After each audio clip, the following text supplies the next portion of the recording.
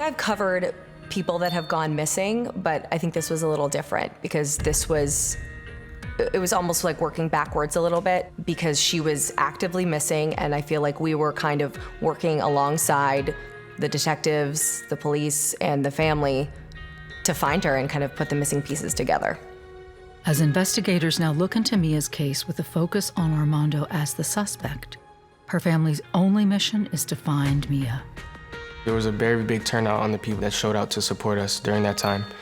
A lot of family came down from even Canada. They came down to Orlando to help for the search. Every morning we wake up, we meet down in the lobby, and we'll figure out like, yo, today we're gonna go comb this area. I bet we're gonna go pass out posters in this area. They were doing interviews, press conferences whenever they could, and we became close with them. That was really unique. Sometimes families are really closed off, and in this case, they wanted to do whatever they could to get her back. And they were kind of using us as a tool to get that message across publicly. There was a lot of calls for interviews and press conferences, and the Marcano family and the Gabriel family was completely overwhelmed and very focused on finding their daughter. So we took on the management of the media at that time, not just media, but social media. She was big on TikTok. She had an Instagram, a Facebook. So I had started to post a lot of their flyers and calls to action on our platforms. There were hundreds of thousands of people that were retweeting and reposting and sharing and commenting and sending love and sending support. It was coming from all over the world. Over a week after Miya went missing, investigators release a timeline of what they believe happened on the day of her disappearance. At 4:34 p.m., while Miya was at work, a master key fob belonging to the maintenance man in her building, Armando Caballero, was used to enter her apartment. Miya hadn't put in a service request for maintenance. At 5 p.m., after working in the leasing office of her apartment complex, security camera footage shows Miya walking back to her apartment.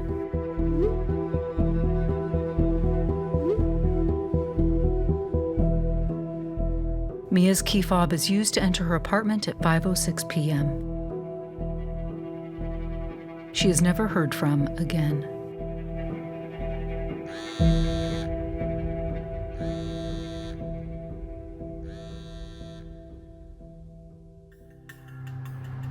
Authorities tracked down Armando Caballero's phone records for the day Miya went missing and the 3 days before he killed himself.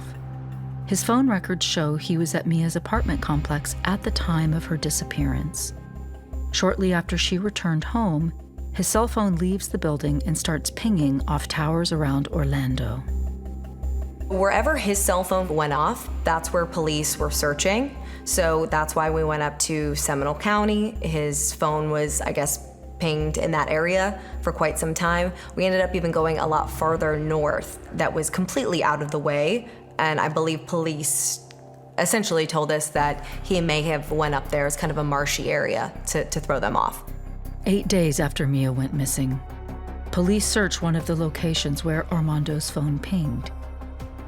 It happens to be in the woods behind an apartment complex where he used to live near New Smyrna Beach, just outside Orlando.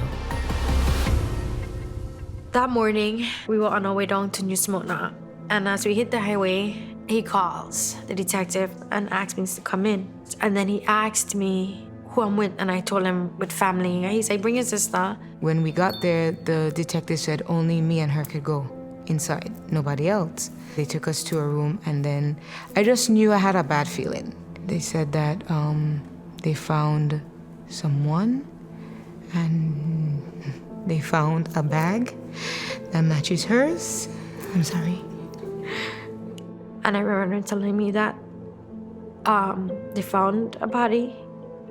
Her purse was found next to her with her IDs. And I think that's what I remember most of that conversation.